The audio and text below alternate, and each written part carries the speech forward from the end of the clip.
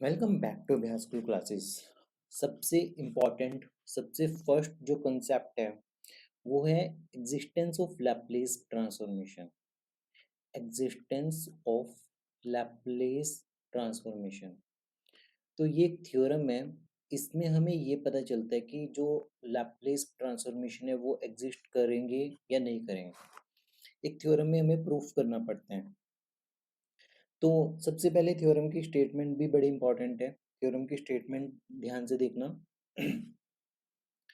Statement ये कहते हैं कि if f of t is a piece wise function, is a piece wise continuous function, piece wise continuous function in every finite interval, in every finite interval and is of the exponential order। साथ में हमें क्या दे दिया, and is of the exponential order। ये चीजें अपने आप में बड़ी इंपॉर्टेंट है।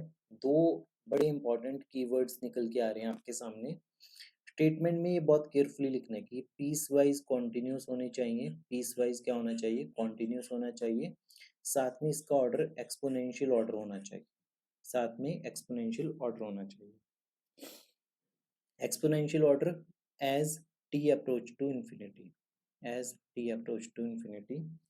Then Laplace, then Laplace transformation of Laplace transformation of f of t exist।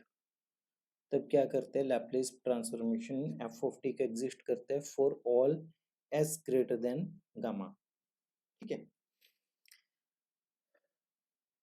पहले तो ये स्टेटमेंट भी आपको याद होनी चाहिए बहुत अच्छे से। अब इसके प्रूफ पे चलते हैं। प्रूफ देखो ध्यान से। प्रूफ में हम सबसे पहले क्या करेंगे, Laplace of F of T लिखा हमने। Laplace of F of T का मतलब हमारे पास आ गया जीरो से इंफिनिटी ई की power minus s t f of t d t आ गया। हमने इसे ब्रेक करके लिख दिया, जीरो से कैपिटल टी ई की power minus s t f of t d T plus ये बनेगा टी से इंफिनिटी ई की power minus s t f of t d t के इक्वल।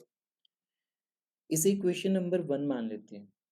कुछ भी नहीं किया, अभी तो हमने जस्ट लैप्लेस की डेफिनेशन लगाई है। जीरो से इन्फिनिटी, जीरो से इन्फिनिटी को हमने जीरो से टी और टी से इन्फिनिटी की फॉर्म में लेके गए हैं। अब अब राइट हैंड साइड को सॉल्व करेंगे। हमें बस ये चीज शो करनी है कि ये जो एग्जिस्ट करेगा ये डेफिनेटली एग्जिस्ट करेगा हमारे पास। तो राइट हैंड साइड में क्या होगा, क्योंकि हमारे पास जो एफ ऑफ टी है, F of t is continuous in, F of t is continuous in every finite interval, every finite interval. ये तो हमारी एजम्पशन थी ना कि पीस वाइज कॉन्टिन्यूस फंक्शन है। Therefore the first integral on the right hand side exist. Therefore first integral, first integral on right hand side exist. तो इसलिए first integral तो पक्का एग्जिस्ट करेगा। जो ये वाला इंटीग्रल है, ये इंटीग्रल पक्का एग्जिस्ट करेगा। अब now, now f of t is of exponential order, is of exponential order। ये हमें गिवन है। इसका मतलब क्या होता है, इसका मतलब ये होता है कि f of t is less than equal to m times e की पावर गामा t। ठीक है, for all t greater than equal to t। ध्यान से देखना, ये चीज सिर्फ एक्सपोनेंशियल ऑर्डर की वजह से आ रही है। तो इसका मतलब ये होता है कि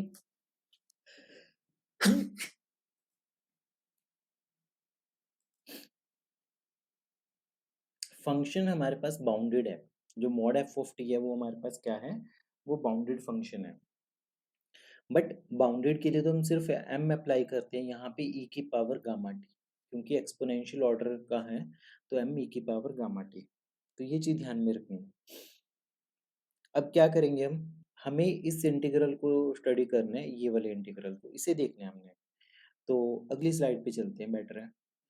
तो क्या करेंगे, इंटीग्रल इंटीग्रल टी से इन्फिनिटी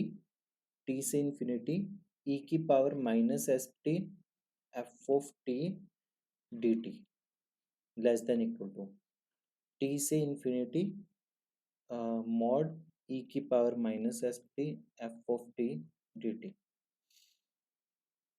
ठीक है, ये होल्ड करते हैं। बेसिकली मॉड लिया हमने इंटीग्रल का, यहाँ पे क्या है, इंटीग्रल का मॉड है। पहले इंटीग्रल किया और फिर उसकी एब्सोल्यूट वैल्यू ली, और यहाँ पे पहले मॉड लिया फिर हमने उसका इंटीग्रल किया, तो यहाँ पे मॉड का इंटीग्रल है। तो कोई पॉजिटिव चीज का आप इंटीग्रेशन कर रहे हो तो वो ज्यादा बड़ा होगा एज कंपेयर टू इंटीग्रल का मॉड कर रहे हो। पहले ही आपने उस चीज को पॉजिटिव कर दिया फिर इंटीग्रल कर रहे हो। इन शॉर्ट आपको ये इनइक्वालिटी पता होनी चाहिए कि मॉड है और अंदर कोई फंक्शन का इंटीग्रल है, तो ये लेस देन होगा अगर आपने मॉड एफ का इंटीग्रेशन किया उससे।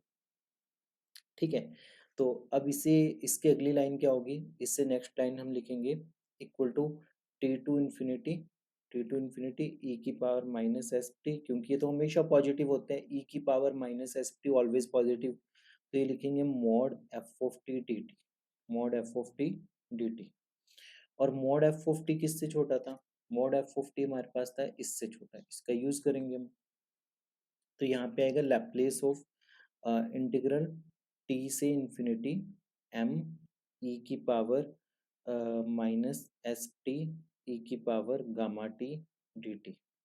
ठीक है, तो ये बनेगा less than equal to capital M, ये बनेगा टी से इंफिनिटी ई की power minus s minus gamma t d t के इक्वल बनेगा। जब इसका इंटीग्रल करेंगे तो इंटीग्रल हमारे पास बनेगा m e की power minus s minus gamma T divided by S minus gamma. ठीक है, तो माइनस एस माइनस गामा, और यहाँ पे लिमिट्स आएंगी t से लेके इन्फिनिटी तक। सबसे पहले अपर लिमिट पुट करेंगे, अपर लिमिट पुट करेंगे तो e की power minus s minus gamma capital t upon s minus gamma, upon s minus gamma, minus sign भी आ जाएगा, बस इतना ही होगा। ठीक है, यहाँ पे बस एक वर्ड मत भूलना, जब अपर लिमिट इंफिनिटी पुट करेंगे माइनस लोअर लिमिट ये वाली होगी, तो फाइनल आंसर होगा एम ई की power minus s minus gamma T upon s minus gamma होगा। तो ये कब एग्जिस्ट करेगा, अगर एस की वैल्यू गामा से बड़ी होगी। तो ये हमारे पास कंप्लीट थ्योरम है एग्जिस्टेंस ऑफ लैप्लेस ट्रांसफॉर्मेशन की। छोटी सी थ्योरम है, वैसे आपको मे बी अभी बड़ी लगी हो या कुछ भी है, पर ये थ्योरम बड़ी इंपॉर्टेंट थ्योरम है।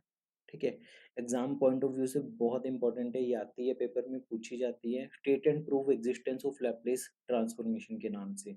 तो हमें क्या करना है, एक एफ ऑफ टी लेना है जो पीस वाइज कॉन्टिन्यूस होगा, एक्सपोनेंशियल ऑर्डर का होगा।